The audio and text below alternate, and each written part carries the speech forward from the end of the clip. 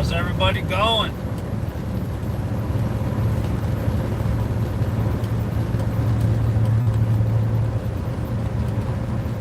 Three people.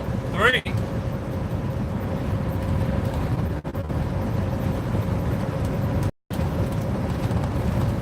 Rolling in 30 or 380 south. Let's talk trucking. Rates.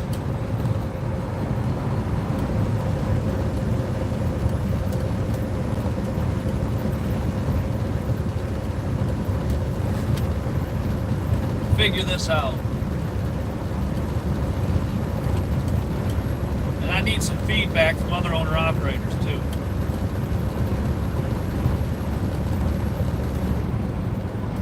Because rates are down. Literally had to set up contracts to remove all the low rates. Got to set up contracts. So we did a contract. Yeah, they are. They are trash. There's going to be a lot of changes, but we got to go contract free. So I run 2 ice cream loads a week going back and forth to my house. Getting maybe 7, 14, 21. Like just a splinter over $3 a mile. And I had in two a week. So 4,400 a week. That's all I can do right now with the rates. Set up a contract. Is it coming through?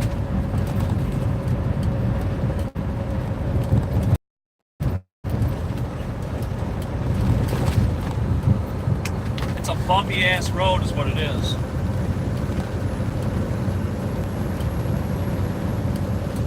Come on.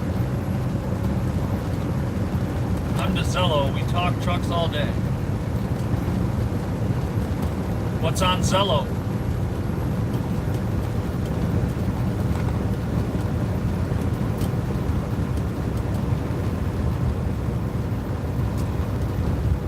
Yep. So yeah, besides the rates down, good news is the weather's starting to warm up. So that's about what's going on. There are going to be some changes. With the rates, hopefully July, August is what they're predicting, but I don't know. It's just terrible. And everybody on YouTube that I talk to, they're saying the same thing. It don't matter where you go. I just talked to a flatbed guy on the CB. He's actually behind me. He said that he's running John Deere stuff, and they're just over $2 a mile for flatbed or step deck. So just over $2 a mile. That's crazy. You saw the video I posted a few weeks ago about the engine in the frickin' Volvo. So what happened is I just picked up an ice cream load and I take off on Highway 20. Everything's going good. I mean, the truck's running smooth. And I literally drive like 175 miles and we're gonna park for the night or take a 30-minute break or something. I can't remember. So I took it out of gear. As soon as I took it out of gear, it sounded like the injectors. I've had injectors before go bad. So I was like, oh, it might just be the injectors. So all of a sudden it's grinding and I hear clanking over by where the turbo is. I hear clanking really bad. So I'm like, okay, God, that's not good. The turbo might be, I don't know if it's the turbo, injectors, what it is. So we pull into the truck stop. I open up the hood, have the truck running, everything. It's just doing that injector. When the injectors start making the engine rev up and down, That's what it's doing. So I'm like, okay, I gotta call somebody. It's probably injector. So let's sleep for the night. Nobody's open. I'll call in the morning. I woke up in the morning, turned the key. Jeez, well, pains this road. Turn the key. I got an alarm that says coolant level critically low. I'm like, what the? So, pop the hood. Yep. Oh, the reservoir, everything drained down. I'm like, that's weird. I'll check the oil. Oil's good. Looks good. So I'm like, okay, there's something seriously wrong with this truck right now. So I call a Volvo place. I fill it up with water and a little bit of coolant. Drive 20 miles. I get about a mile away, and it already says engine coolant level critically low. So now, and they're still clinking, and as soon as I took off, white smoke was billowing out the exhaust down the road. I'm like, that's not good. So, with white smoke billowing out the exhaust and engine coolant level critically low, I finally get to the place. He looks at it. He says, I really don't work on these, but I think it has something to do with your turbo. Okay, it has something to do with my turbo. I kind of knew that because there's clinking going on in there. And I don't have the power. Its coolant level keeps leaking out. I keep checking the oil, nothing. It's still the same level. So I'm like, okay, it can't be going into the oil, so I don't know if it's seriously a serious engine problem. So, fill it up again, drive about 4 miles to a Volvo place in Fort Dodge. They are telling me that they're a week out. It's literally, they can't even get my truck in for a week.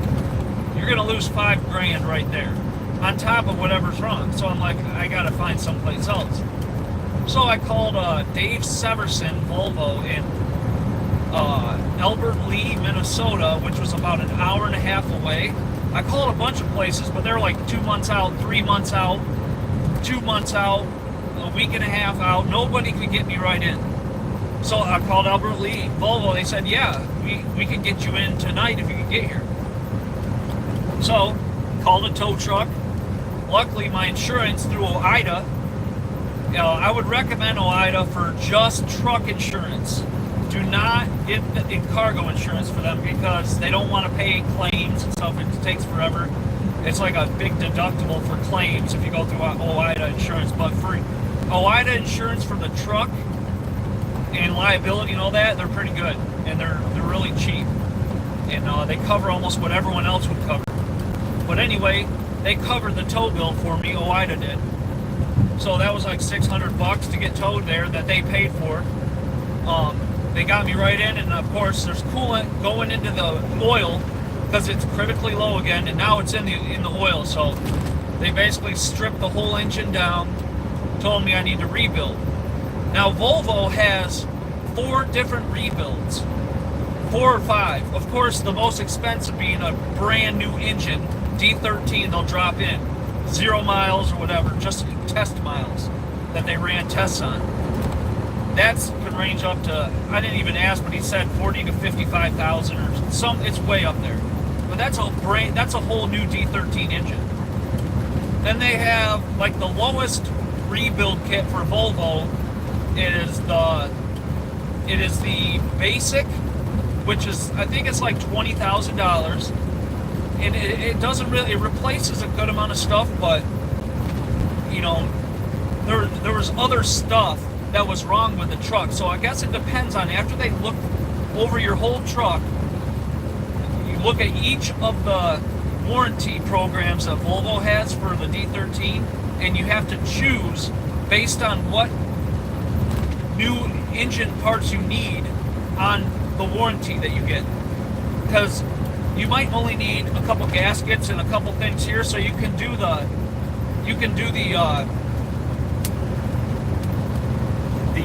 basic, because the basic will cover what's wrong with it. With my situation, I had a turbo that was bad, I had EGR cooler that was bad. Injector 6 was bad. The cylinder 6 was bad. And so there was a bunch of little things that were wrong. So when you looked at all the warranties, the things that were wrong, the Plus Volvo warranty covered all of it. The only thing I did is I had to buy a new cylinder head, which was, I think, the $4,000, but it got qualified me for the Plus warranty through Volvo. So you got to look at what's wrong with the truck and then pick the warranty based on what you need for your engine. Is your fuel mileage better with the new engine? Freaking phenomenal. I'll tell you this much. I had a load with the old engine. 79, I was right under gross. With the old engine, with the same trailer, I was at 6.4, 6.5 miles, and that's going through some hills through Iowa and a lot of wind. 6.4, 6.5. After about 4 or 5 days of running this new engine, I finally went and got I got my contract loads going again for ice cream. Same weight, same trailer, 7.2 miles a gallon. So I went from 6.4 to 7.1, 7.2 with a full load. And I'm running about 2 miles per hour under the speed limit. So, or if it's a 65 miles per hour, I'm running about 67 miles per hour. If it's 70 miles per hour, I'm running about 67, 68. So I'm keeping it in the 67, 68 miles per hour mark on cruise, and I'm getting 7.1, 7.2 with 80,000 pounds. On an empty trailer, I'm getting 8.8 miles per gallon with my cruise set running the same miles per hour. And that's up from like 7.5, 7.6 with the old engine. So just in fuel savings, you'd have to do the math. But I think it came to like $15,000 or something, or $20,000 a year. No, $15,000 a year in fuel savings, just getting the motor rebuilt. So in 2 years, as long as I keep driving like this, just the rebuild paid for the engine in savings in fuel. But then you don't have the extra fuel to write off. But with a new engine, you can now depreciate your new engine with taxes. So when I bought the truck, you can depreciate the $50,000 for the truck over 4 years, for taxes. I've had the truck a little over 2 years, so I still got a year, over almost 2 years of depreciation on the truck. And now with this rebuilt motor, I can depreciate this $34,000 motor rebuild over 4 years. So now I have more depreciation, and I'm saving on fuel over a couple years. So all in the end, is it worth it? I think so. I can drive the truck for, another 800,000 miles. I got the 780. I mean, 3, 4 years from now, if it starts looking a little bad on the outside, I get a paint job for a few grand. Write it off, make the truck, I got a brand new transmission. I got a brand new engine. My entire suspension on this truck, airbags, springs, everything, shocks, new. I mean, everything on this truck. The only thing I haven't touched is the DEF system and the fucking clutch. So, I mean, that's the only thing, the DPF system, DEF system, that can be a pain in the ass. I wanted to delete it, but it's illegal. Go figure. And I don't really want to mess with that. A lot of people delete the... Come on, buddy. Swift. Come on, Swift. It's 70 miles. Oh yeah, I forgot your cover. Slow down to 40 miles per hour on the highway. Really? Swift?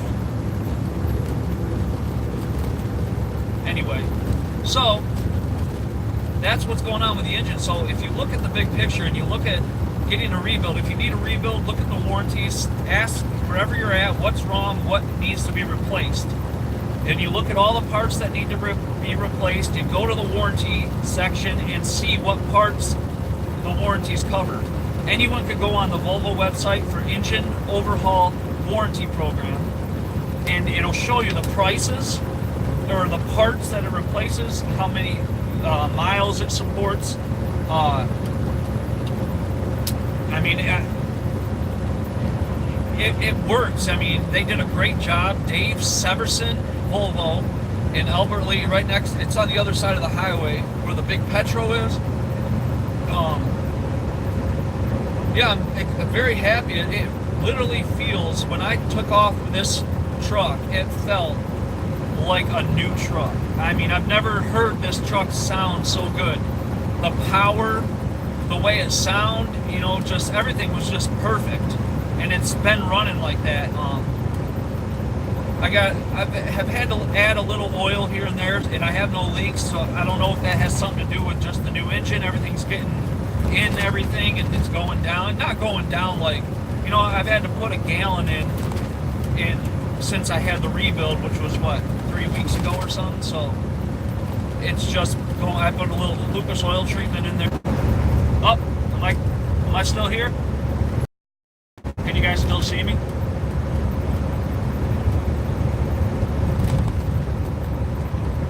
All right. So that's about that.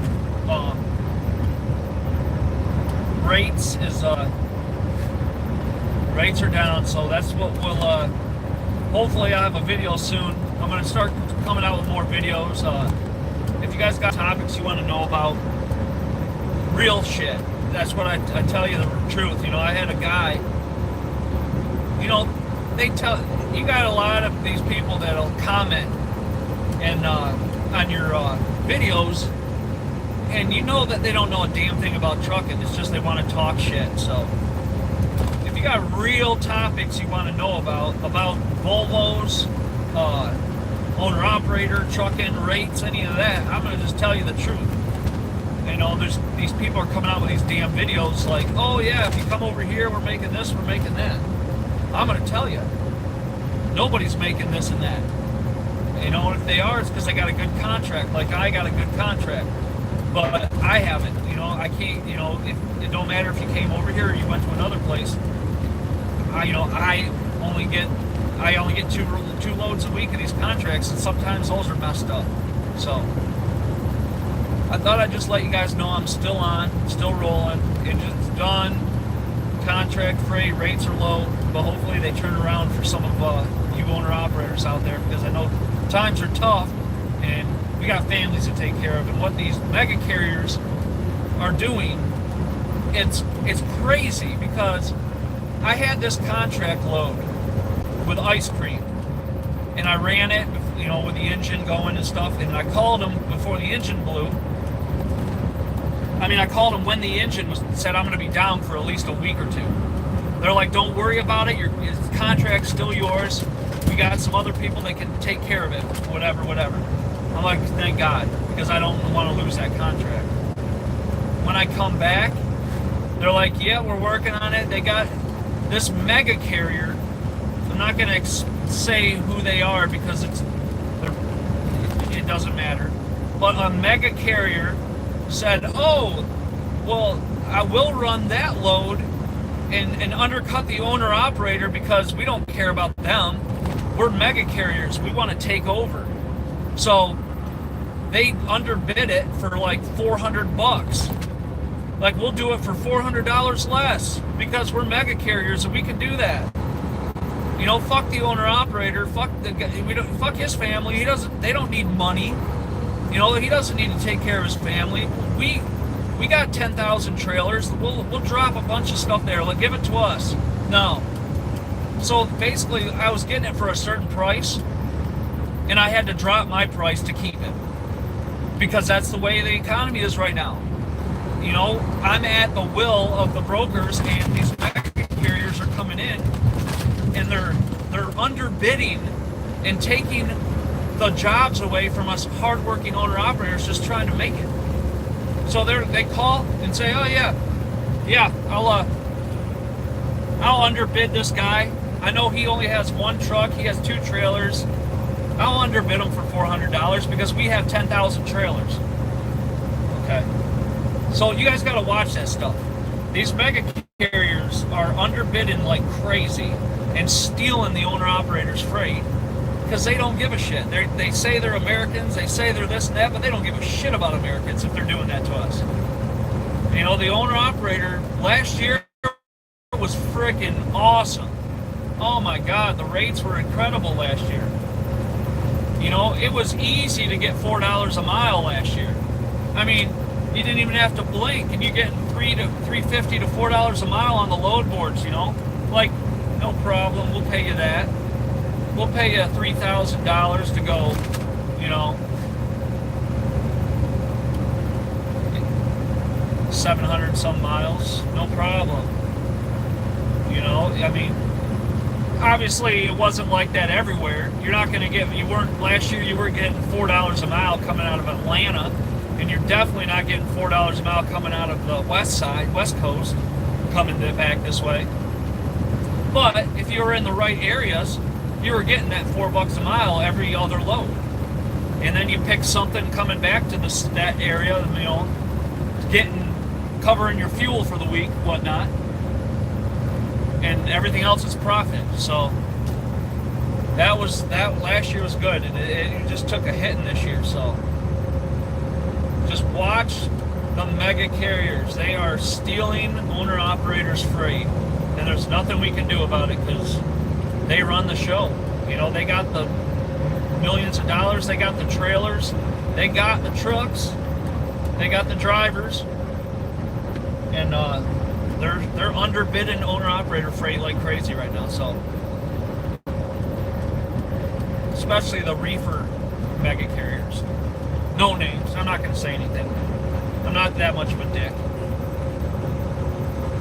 But I still had to drop my price. I'm losing $400 a week now because they underbid it, and I had to agree to lower contract freight, lower price, just to not let them take my shit.